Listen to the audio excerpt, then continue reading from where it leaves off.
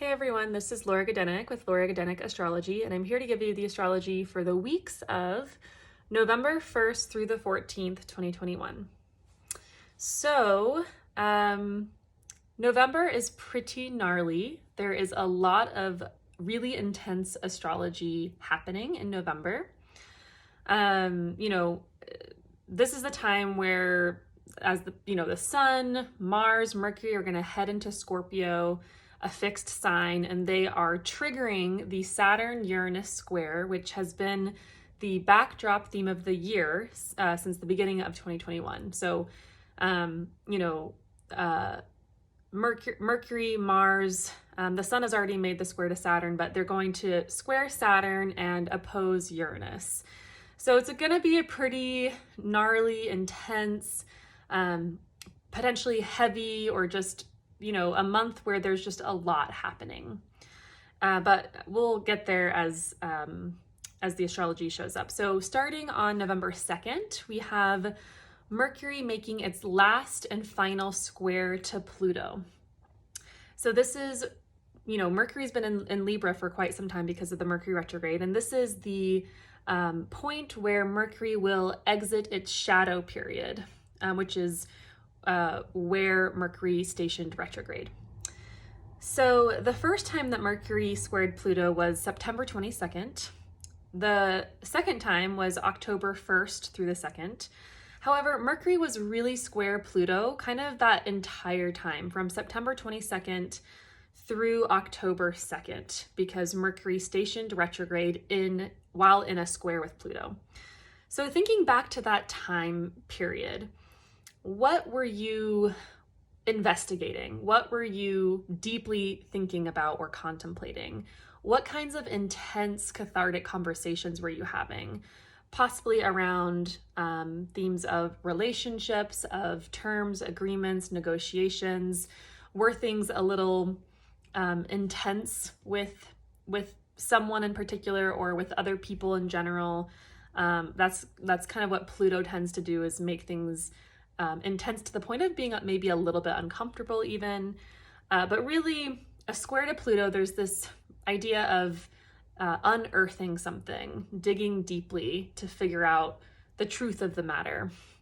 And Mercury in Libra has been trying to keep things polite, trying to keep things a little bit lighter, keep things kind of not surface level, but it's really about negotiation and about agreeing on something, or on terms, on some sort of terms. So, this third time is probably related to that September 22nd through October 2nd time frame.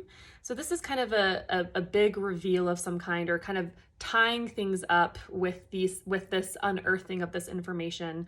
There's been a process of excavating deeply buried knowledge, once again having a real honest conversation or intense conversation, or receiving kind of an intense message from someone, all while kind of like trying to keep things polite and even keeled and pleasant. And Mercury in Libra definitely wants to keep the peace, wants to make everyone happy, wants to make sure everyone's needs are being met. So it might be a bit more of a difficult, it could be more of a difficult transit, but also, and I forgot to mention this, but on Monday the 1st / going into Tuesday, Mercury is actually making the third and final trine to Jupiter. So that actually brings good news, good fortune of some kind, a positive, kind of more optimistic conversation or news or message of some kind. And it's interesting that these transits are happening around the same time, and it could mean, right, Jupiter could be kind of helping this Mercury square Pluto out so that it's not as intense, not as biting or cutting as it could be, and it might bring some kind of mercy to the conversation, or understanding, or generosity of some kind. Or it could be more like Monday the 1st. There's, once again, good news, good messages, a sense of optimism, hope, receiving, or just having a positive conversation. And then on Tuesday is kind of just a change of pace, where it's a deeper conversation that might feel a little bit out of the blue, but is probably related to that first time frame. Okay, so that's Monday, Tuesday, the 1st and the 2nd. So Thursday, November 4th, we have a new moon in Scorpio, making an opposition to the planet Uranus. So anytime we have a new or full moon in Scorpio, it is not the most fun. Why is that? Because the moon feels uncomfortable in the sign of Scorpio. The moon wants comfort, wants nurturing, wants support, wants, to eat ice cream and cookies when it's crying and feeling bad. And, Scorpio is a sign of deep waters. It's not a sign that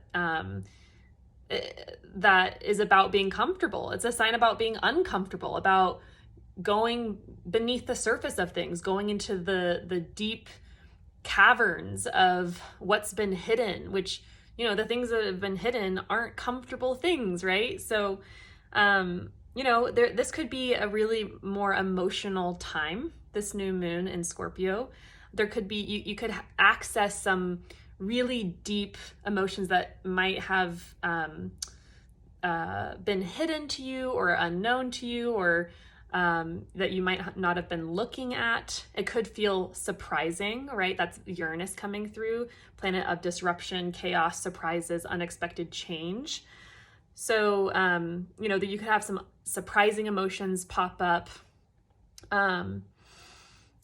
So thinking about where Scorpio is in your chart, and particularly where 12 degrees of Scorpio is, and knowing what, like, if you have planets around 12 degrees of Scorpio or the other fixed signs, which are Taurus, Leo, and Aquarius, this new moon is going to impact you more if you have planets at 12 degrees of the fixed signs.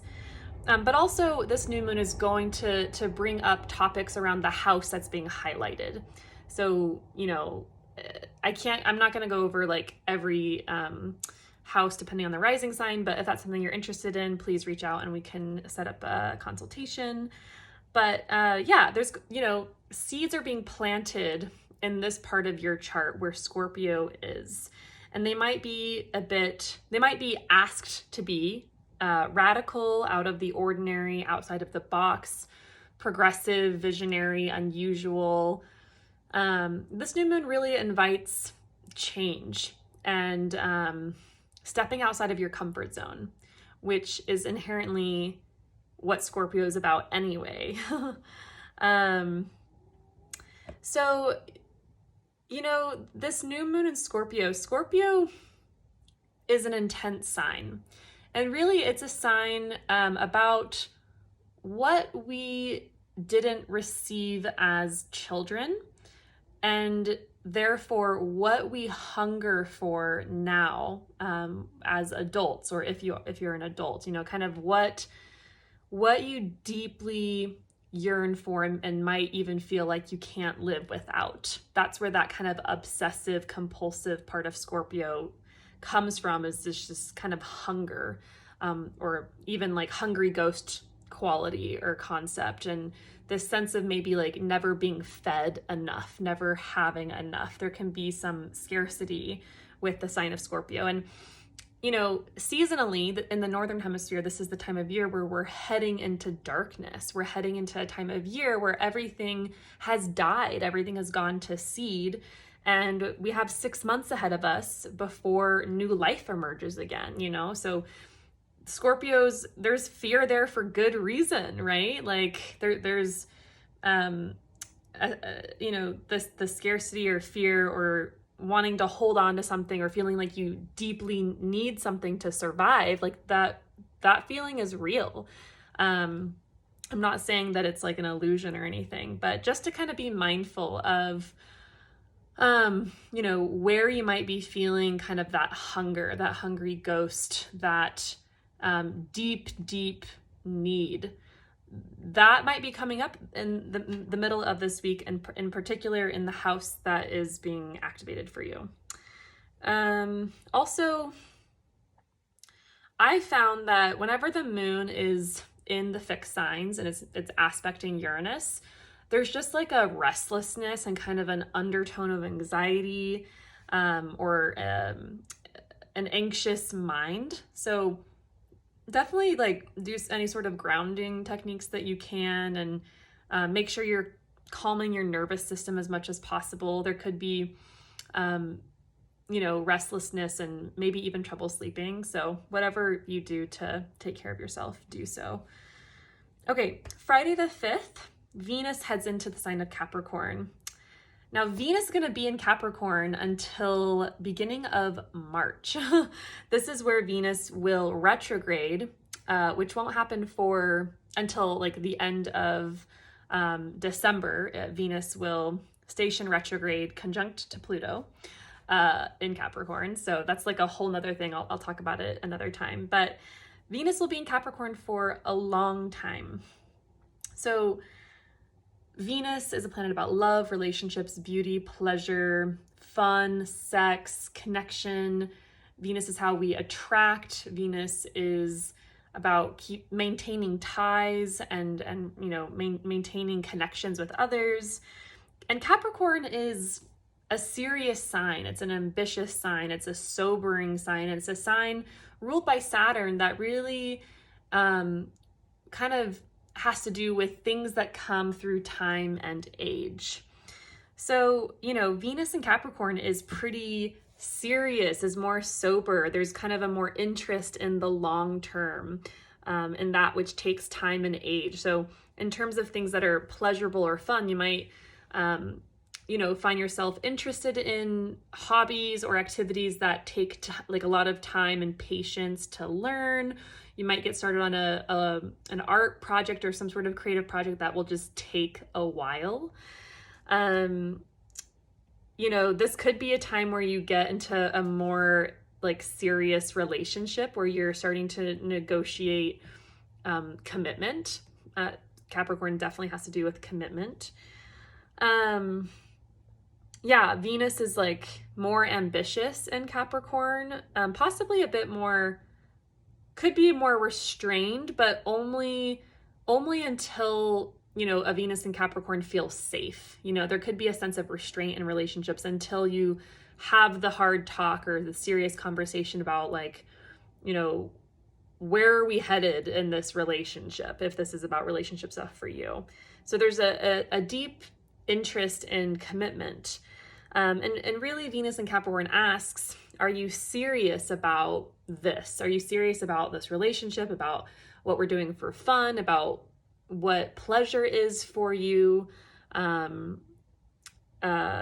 Sports, entertainment, love. And also, Venus in Capricorn could show up as someone significantly older than you or younger than you. It's definitely kind of been about kind of age differences in relationships. So we'll talk more about Venus in Capricorn pretty much every week because she'll be here for a very long time, and I'll go over the dates of like the retrograde and the shadow period and all of that. But for now, for a couple of weeks at least, Venus in Capricorn should be really, really nice, especially for those with Capricorn placements, or if you have a Capricorn rising sign or midheaven. Venus brings sweetness and good things and pleasure, so should be really nice before the deep excavation happens. Okay, Mercury heads into Scorpio, I believe on the same day, on the 5th of November. Mercury in Scorpio is investigative, is the researcher. Mercury in Scorpio can also bite a little bit, Scorpio being a Mars-ruled sign. And Mercury will conjoin Mars on Wednesday the 10th, while squaring Saturn, and then it will oppose Uranus. So this week in particular, these 2 weeks in particular, when Mercury's in Scorpio starting on the 5th of November onwards, this is a time where we need to be a bit careful with our words and with what we say. But before that, on Saturday the 6th, Venus makes a sextile to Mercury. So this is kind of like a really sweet, ooey gooey time frame before Mercury gets into some trouble with Mars and Saturn and Uranus. This is Saturday the 6th is about sweet messages exchanged and received, a creative mind, connective conversations, and really those sweet messages and conversations that are full of intent or seriousness or depth, right? And Scorpio, the Mercury's in Scorpio, Venus is in Capricorn. These are two signs that take relationships seriously and are kind of more intense signs and are very what's the word?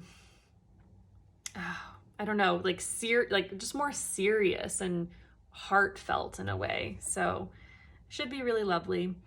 And then on Wednesday the 10th, this is when Mercury conjoins Mars in Scorpio while the two make a square to Saturn. So and we'll be feeling this build up also. I would say like starting on Sunday the 7th through Wednesday the 10th, it's gonna feel intense. So, this could be about having a lot of hard mental work.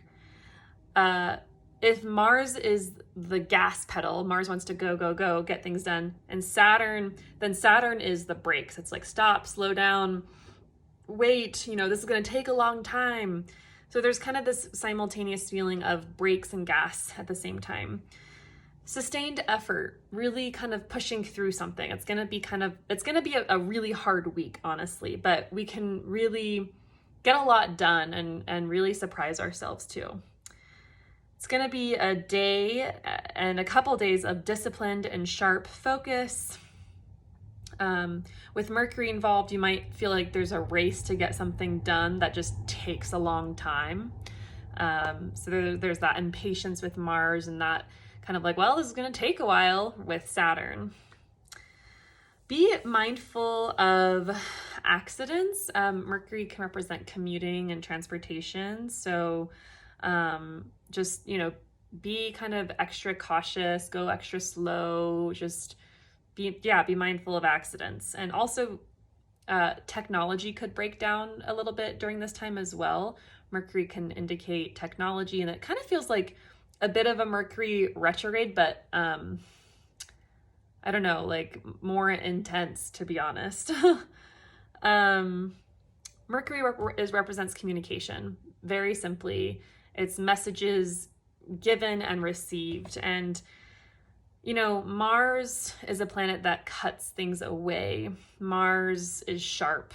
So be mindful of sharp words, of saying something that you didn't mean to say or that slipped out, or maybe you were angry and you said something really hurtful, or you say something that's really hurtful. That's definitely very possible around this time frame. So if you feel that instinct kind of come up or arise, just take space. Just really think about, like, do I really want to say this? Do I really want to suffer the consequences of what I'm about to say, or possibly sever a relationship or connection?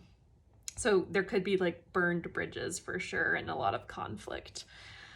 So yeah, that's kind of Wednesday, and it's good. You'll feel it, like I said, probably Sunday the 7th through Wednesday the 10th, and then Mercury and Mars will move on from the square to Saturn, and they'll be slowly approaching the opposition to Uranus, which is Mercury opposes Uranus on the 13th. Mars opposes Uranus on the 17th of November. But before that, on Friday the 12th, we have like a little bit of a break. We have the Sun making a trine to Neptune. It's kind of a day to like chill out, enter kind of a more non-productive realm, where you can listen to music, maybe just like watch some movies. You could be creative. A good day for like music, meditation, poetry, just kind of, but don't be on a schedule if you can help it, or a time frame.